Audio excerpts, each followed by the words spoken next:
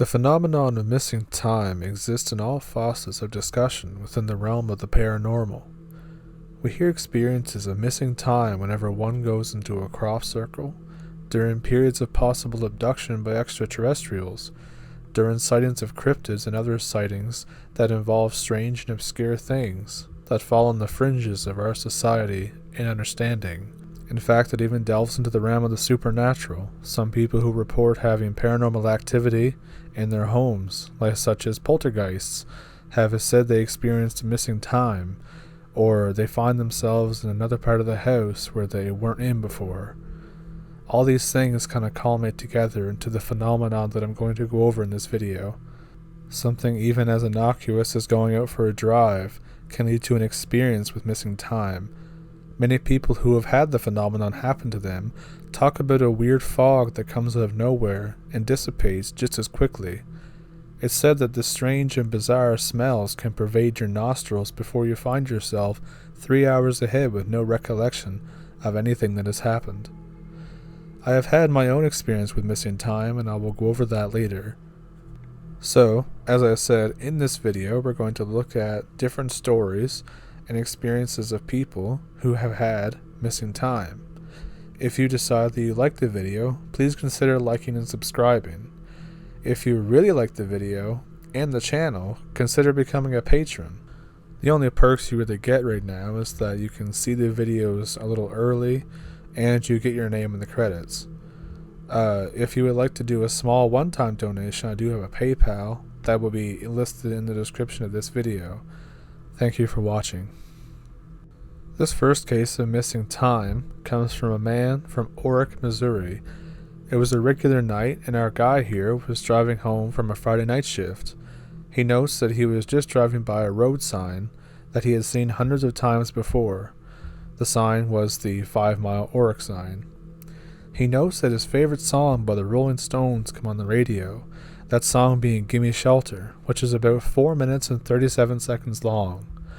By this point, he does admit that he had fallen into what we all do from time to time, and that's called road hypnosis, which is where you're just kind of spacing out and not really paying attention to what's going on around you or on the road. Suddenly, he felt a pull on the car's engine from the cruise control that jolted him into a more alert stage. In a few seconds, he realized that he was going uphill, which he thought was strange since there were no hills between where he lived and the aforementioned road sign. And as far as he remembered, he had just passed this road sign just a couple of minutes ago. He attempted to look around and see where he was, but it seemed that a thick fog had enveloped the road and his car, so much so that he was barely able to see the dotted line on the road. He slowed the car down from 55 and went up 2 more hills before he could see a light that pierced through the fog. The man turned onto a gravel road toward the light and realized that he was in the parking lot of a Jehovah's Witness church. He again shockingly realized that he was indeed 5 miles on the other side of his turnoff that he was to take to get home. Now I know I would be rather jarred if I went for a drive and ended up in the parking lot of a Jehovah's Witness church. This is mainly because the closest one to me is in the city, which is over an hour away. And you might be thinking that he just missed his turnoff. However, this is where things get a little more complicated. I mentioned before how he was listening to the song Gimme Shelter by the Rolling Stones. By the time this man realized that he was 5 miles past his turnoff when he came out of the fog, he realized that the song was indeed still playing on the radio, and in fact still had a minute and a half left before it ended. Upon thinking further, he noticed that he would have had to travel 10 miles in 3 minutes, but yet he was using cruise control locked in at 55. So what do you think happened? It's not mentioned, but I would like to know if his watch or if his phone clock was still stuck on the time when he passed the sign, or if it was a few minutes behind. I've heard stories of people who go into crop circles, or in this case a fog, and their watches have stopped, or their phone is, like I said, now behind on time. So where do you think these people go during this time? One theory I've read suggests that when this happens, you are shifting timelines, or universes to one where time is slightly behind, and that being the only difference between our universe and the other one. Another theory suggests that it's simply a glitch in the Matrix and that our universe is indeed a simulation. And if that's true, it does beg the question, what if whoever or whatever is running the simulation is themselves also in a simulation? Anyways, let me know what you think down in the comments.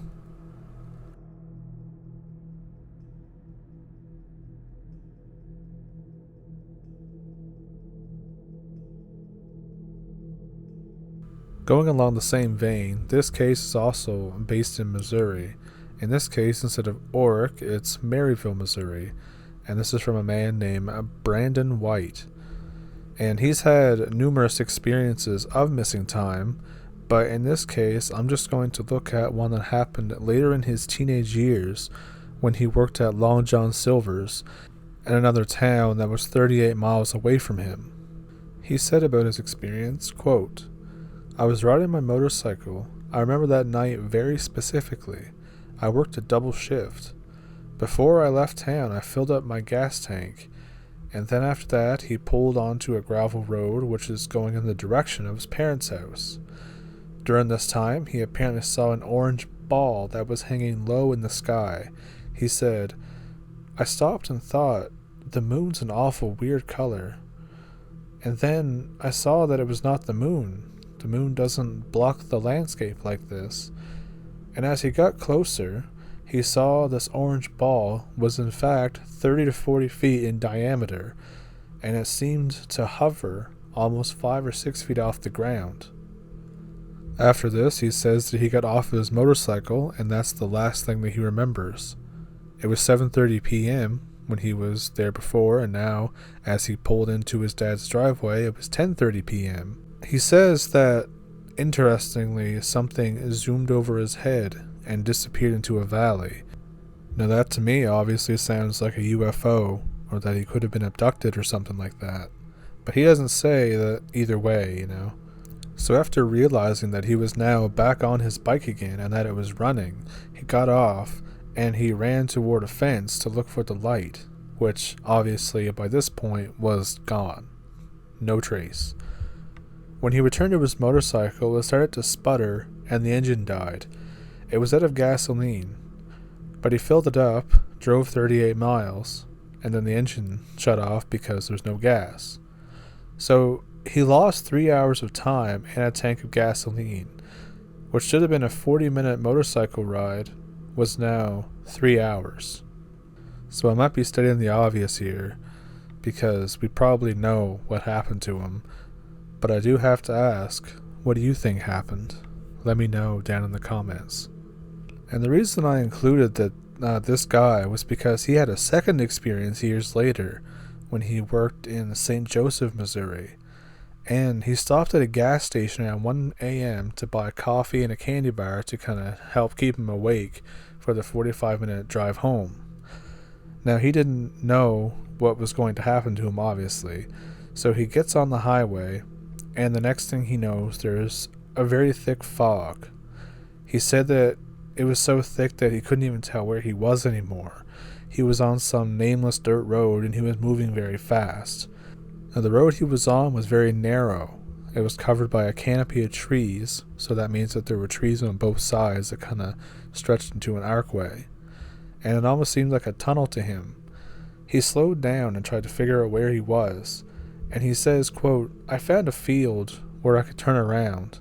The fog was so thick I had to open my door to see the side of the road. I had no idea where I was, but I was really fuzzy and disoriented. I know I was upset about something, but I didn't know why. So now, lights eventually bit through the fog, and he pulled into the parking lot of a convenience store near the highway. But the store sat at the end of an exit that consisted of 2 90-degree turns. So this would mean that he would have had to do 2 90-degree turns going 70 miles per hour. Now, it is slightly possible that he could have been asleep this entire time and driven unconsciously, but still, 2 90-degree turns going 70 miles per hour. And if you're like me and you don't live in a country that uses miles per hour, in kilometers per hour it would be 112. So this guy did a 90-degree turn going 112. And let me tell you, I've done a 90 before going like 70 or 80 and almost went off the road. And that was on a good night. So it would be that much more difficult for someone to do it going 112 in thick fog that they couldn't see where they were going. There's also the fact that he was upset but he didn't know why. So again, you could say maybe he was abducted. But there was one time I read a story, I don't remember where it was from or else I would have included it.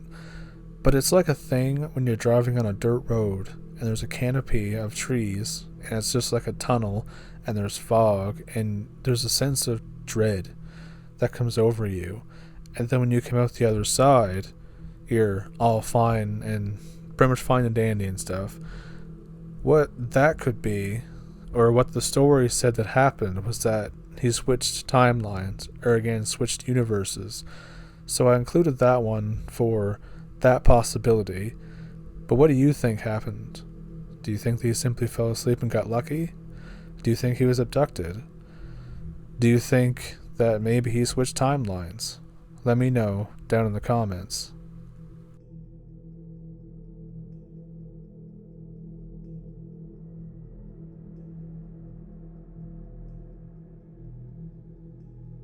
So for this last part of the video, I'm just going to cop out completely and tell my own experience with missing time.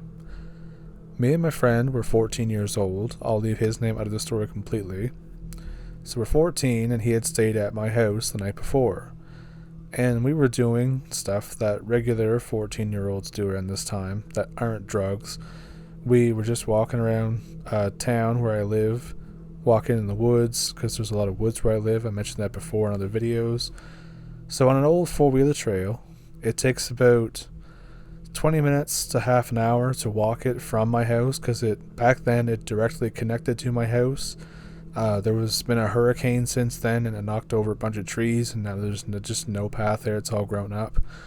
But anyways, back then there was like a direct side trail that led to a main trail that would go out to town, out to a main road. And he knew that his parents were coming to get him because they were coming back from the city, so we knew we had about an hour to spare. So this walk, like I said, only takes 20 minutes, a half hour to do. So we go for the walk, and it's about 4 o'clock in the afternoon by this point. It's in the summertime too. It's in July, I believe. Somewhere around the 22nd of July. So we go for the walk, and I check the clock in the kitchen before we leave because I tell my mom where we're going to be, and so we just go on our walk. And for us, it was just that. It was just a walk. We get back, and his parents are like calling for us. My mom's out there calling for us. My dad's calling for us. They have the phone in their hands, ready to call the police and everything. So we all immediately think that something terrible has happened, like someone died or something like that, because otherwise this wouldn't have happened.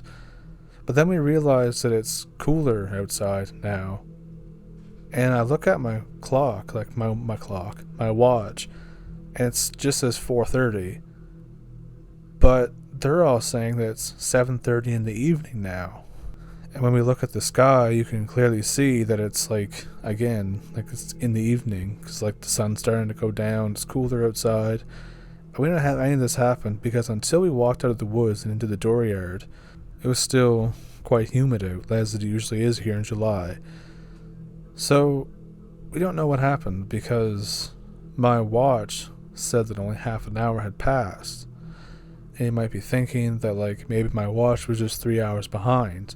But that doesn't explain why it was actually 3 hours behind when you look outside and you can see that it's now in the evening and not just in the afternoon.